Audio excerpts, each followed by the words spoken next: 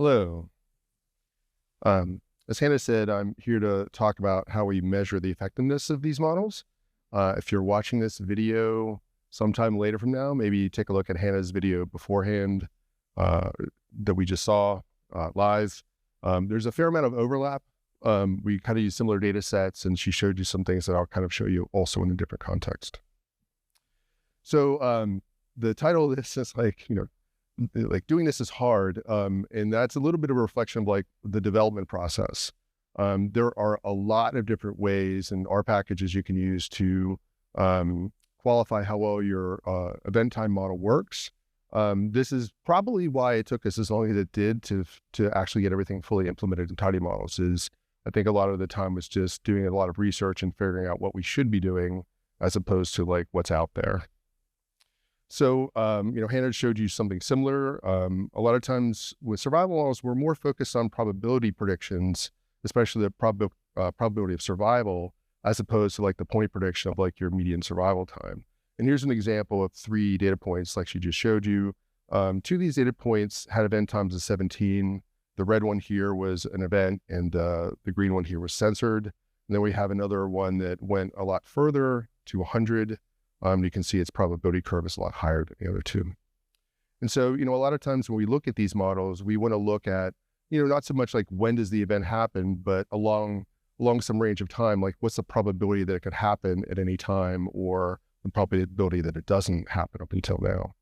And so when we go to look at these models, if we're really focused on probabilities, then we might want to make our performance metrics be dynamic in the terms of we want to look at specific time points and see how the model is doing. And so this is an example where every, let's say 50 days, we're going to look at how the model works. Like, does the model perform really well here at this slice of probabilities versus way out here in the tail where there's, fewer events, let's say, late in the time period. So we're going to be looking at like time-dependent or dynamic performance metrics for these models. So Hannah kind of went into this.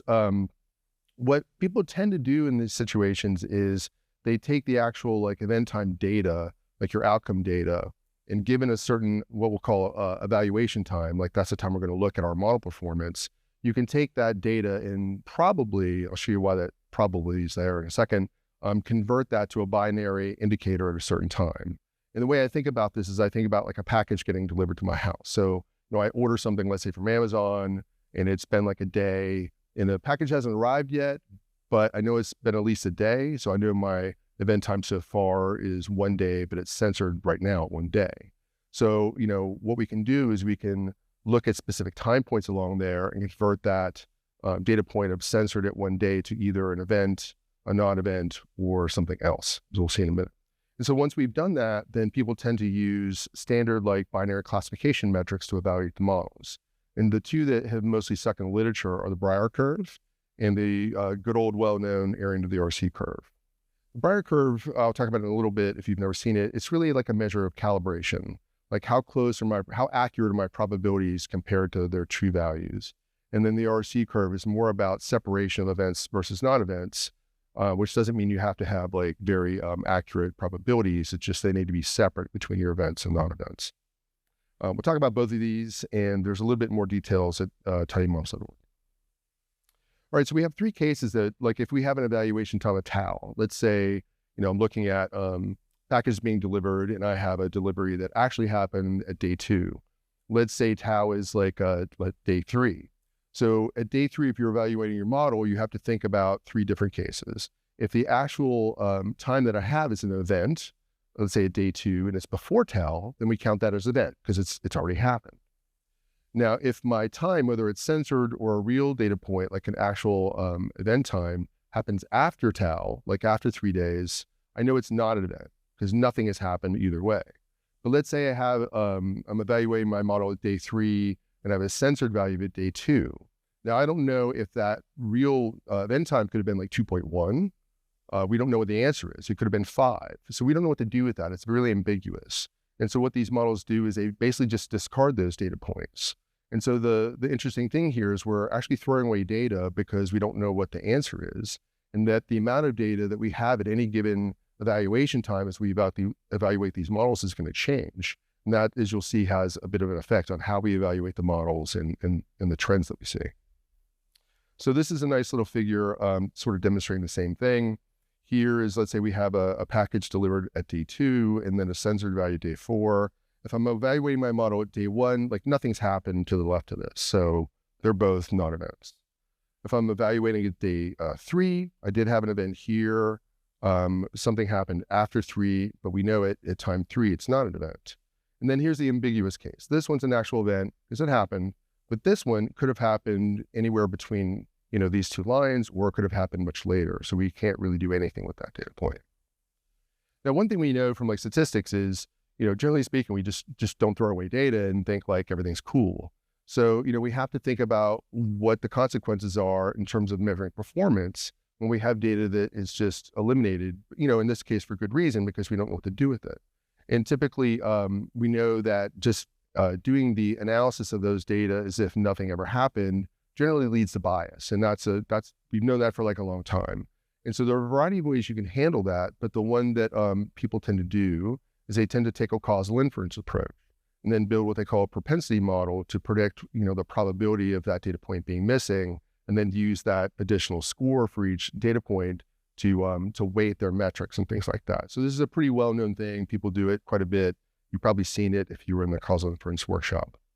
Now, in our context, we're going to do that. We're going to estimate the probability of something being censored at a specific time tau. And there's detail at the end if we have time or if we need it. But the way that we're going to take a very simple method, it's non-informative censoring assumptions. We don't think that there are any predictors influencing that. We can change that later on in tidymodels. But right now we do something that honestly I had never heard of, but apparently it's fairly common, called a reverse Kaplan-Meier curve. So it's a Kaplan-Meier curve, we know what that is, but they just switch the event indicators, and it's giving us basically the probability that something is censored up to time tau. And so then what we do is we do these things called inverse probability of censoring weights. We get that probability for every data point, whether it's an event or non-event, and we take its reciprocal and we use that as a case weight when we compute our metrics. And we'll see that in just a minute. The best paper on this is Graf et al. Here. I've read this like 5 times to just get my mind around it. And that's probably the best reference we have. And it's mostly concerned with Brier scores, and that's what we'll talk about. Yeah. So here's an example. So it's a churn data set. I have a 1,000 data point validation set. And I'm going to look at evaluation times going from about 5 to a little bit over 200. And so the coloring here is how many data points are able to be included in the analysis because they're not ambiguous. And then the line demonstrates the sum of the weights at every design point or at every evaluation time. And you can see that it may be hard to tell from the colors, but the number of data points that I have for analysis drops from 1,000 maybe to about 250 once you get around time point 200. And then, which is not, I think, uncommon from all the data sets I've looked at, but this trend here is not really a reproducible trend from data set to data set. But it's interesting because things are pretty stable up until about day 100. And then you have a very a smaller number of weights, which means there are lower weights with fewer people, and then an explosion of them. And what happens with propensity score sometimes is if you're inverting a probability that's close to 0, sometimes you get case weights for like 90 or 100 or something pretty large. And that's kind of what's happening here.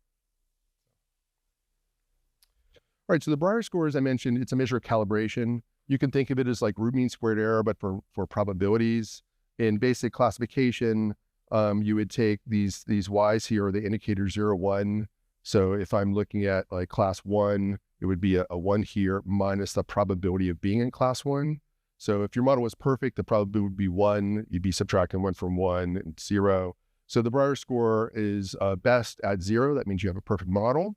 And with 2 classes, the sort of like danger zone of my model is really not all that great, is about 0.25 and above. So that's just basically for classification. In our situation, so we have events and non-events, we're looking at a 2-class problem. And what we do here is we do the same calculation, like a y equal 1 here means it's event. And the probability here would be 1 minus the probability of surviving. So that's what happens when you have an event. And if it's not an event, it's a 0 here, and then it's just a survival probability.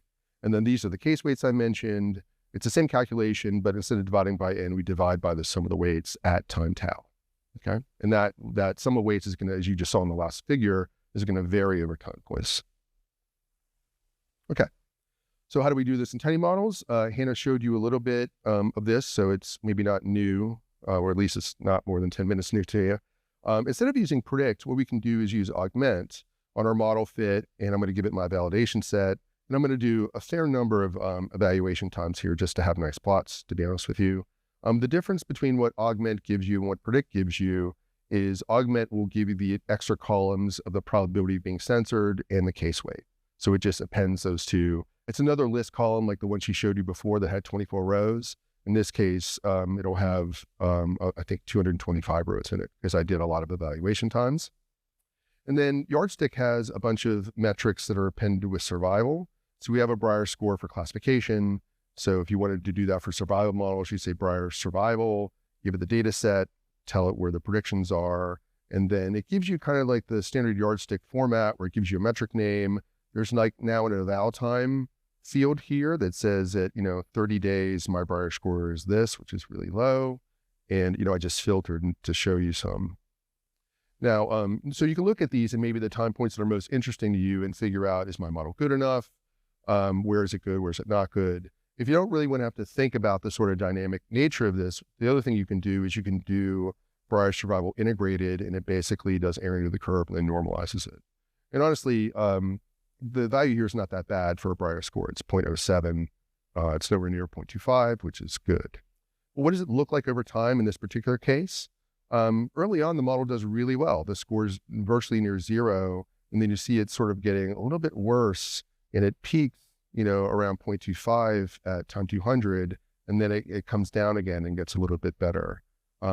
Like early on, this seems like a pretty reproducible trend across data sets, but where your model may work and not work is going to, again, be data set dependent.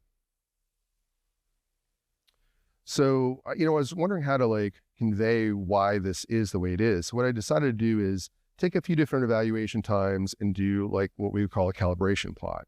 So if we had a regular classification model, what we would do, or the typical thing people do, is they take their predicted probabilities and they order the data by those probabilities, and then they come up with, let's say, 10 bins.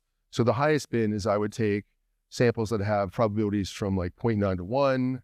I would group them and actually count their actual event rate, like this, the mean of the zeros and ones for those data points. If my model is well calibrated, then that rate should be about the midpoint of the bin. So if I'm going 0.9 to 1, the midpoint there is 0.95. If my model is doing well, the actual event rate should be about 0.95. And so you have this curve where we do it, and I did it over a couple of different event times. So looking at an early time point, most of the data has a very, very high probability of being event. So these size of these points conveys how many data points are there. Remember, this had a very low Brier score. Even though we have some points that are well off the curve, these points don't have anywhere near as much sample size as this one. So basically, the reason the curve is doing really well early on, because almost everything's event and they're being really easily predicted as events. And the few that are not events don't have a sample size enough to really impact that too much. And so as time went on, we saw that the Brier score got a little bit worse. You see we're filling out more of the probability space here, and they're not really on that line. They still are up here a fair amount, but then you're slowly starting to get more data points down here, and they're not along the line. So you can see it's steadily getting worse. It's kind of I don't know, that doesn't seem that bad to me. But you can see it's just broken at 200. Right? We have some that are all over the place, and it's particularly poorly calibrated at that point. Now, this doesn't mean that it's not necessarily a poor model. If you need to get accurate probabilities, maybe this isn't the model you want, but if your goal is to differentiate who's an event and who's not an event at a specific time, then we'll see what that looks like in the ROC curve. They don't always have to be matching sort of characteristics of them. All right.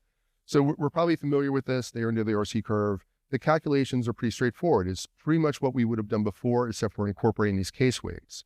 So when we go to calculate the sensitivity to the specificity at a particular probability threshold, we don't have counts in the numerator or denominator. We have the total sum of the weights in the denominator and the sum of the weights for the events in the numerator for the sensitivity. And conversely, you can imagine what we do for specificity. The reference here is this. There's a lot of references that do this inverse probability weighting, and they all do it kind of slightly different. We feel like the graph paper is like as good as it gets. So there's a lot of additional things that we do in some of the details that maybe these folks didn't do, but we apply basically the same process as we did for the Brier score. We don't do a different like weighting scheme or whatever for area of the RC curve. And again, it measures separation between the events and non-events. As you might imagine, the code's pretty boring. It's RC AUC survival, same format. And then if I look at that over time, similarly, it's nearly perfect at the start, and then it grades at about 200, it reaches its nadir and then increases. But, the area of the RC curve here is about 0.75. And I know people who would like kill to get an area of the RC curve of 0.75. So, maybe this isn't bad for discrimination, even if it's not great at calibration. So, so there's our results for that metric. So basically the conclusion is there's good news and bad news. To me, sort of the bad news is when you evaluate these models, it's actually a pretty complicated thing. We're fitting a separate like censoring model so that we can qualify how well our model does. And if we, when we eventually add informative censoring there, it's going to get even more complicated. So we have this like, significant weighting scheme and have to adapt our metrics to accommodate that. But really the good news is, I think like most of tidymodels, is we can take something that's fairly complicated or like computationally intensive and give you an API that's very, very simple. If you want to do something different, or if you want to look at the details like those calibration plots I made, you have all the data that's there in the augment method. So it's not like we're obfuscating anything or preventing you from doing anything on your own. But what we want to do often in tidymodels is take something that we think is really the right thing to do in terms of data analysis. Even if it's really complicated, we want to give you a syntax that's very simple, so you don't have to like worry about that too. So that's pretty much it. Thanks to the group, Hannah, Emil, and Simon, who you will see more of in a minute. And thanks.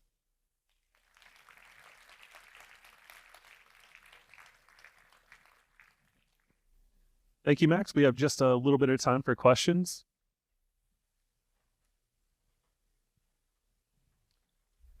So the first question is around the packaging of some of the time to event data functions. So how does the team decide if functionality makes it into one of the core packages? For example, proportional hazards is in Parsnip, while other engines are in the Censored package, and Brier score for survivor models is in Yardstick. Yeah, some of that's easy to describe. Like it's not like we'd put like performance metrics in Parsnip. So some of that's just like, where does it belong? Maybe regarding the models, like what's in Parsnip versus Censored or something else. It's a little bit more subjective. A lot of times, honestly, it's driven by groupings of models. So it makes sense to have the model engines for event time data for the most part in Censored. I think almost all of them are. Some are in, I think, Bonsai too, but basically a lot of times, to be honest with you, it's governed by package dependencies. So we don't want to have Parsnip it already has a lot of dependencies as is. We don't want to make that like 100. So sometimes we modularize our packages so that it's easier for you to install them. It's easier for us to manage them. We try to keep a pretty, I think, rational like grouping of what goes in what packages. But I mean, opinions may vary on that. Questions are coming in fast and jumping around on me, so I'm struggling to keep up here. But is it ever a good idea to post-process time to event data to improve calibration? Yes. Well, probably. That's a joke, because when it does happen, it'll be in the probably package. So we see a lot of that in the literature. We implemented some calibration routines and probably for regression classification. We will, I'm not sure when, but every intention of extending that to survival models. Because where I see calibration happening the most is within these types of models. How we package it in, like this guy you're going to see in a minute, Simon and I are working on the whole post-processing, well, mostly him, the whole post-processing aspect of tidymodels, where you can potentially attach a post-processor like a calibrator to a model workflow and just have that happen in the course of building and tuning your models. So that's the intent. We'll probably have that sooner for classification or regression than we will for survival models, but our intent is to absolutely do that. Very good. Well, thank you, Max. Thanks.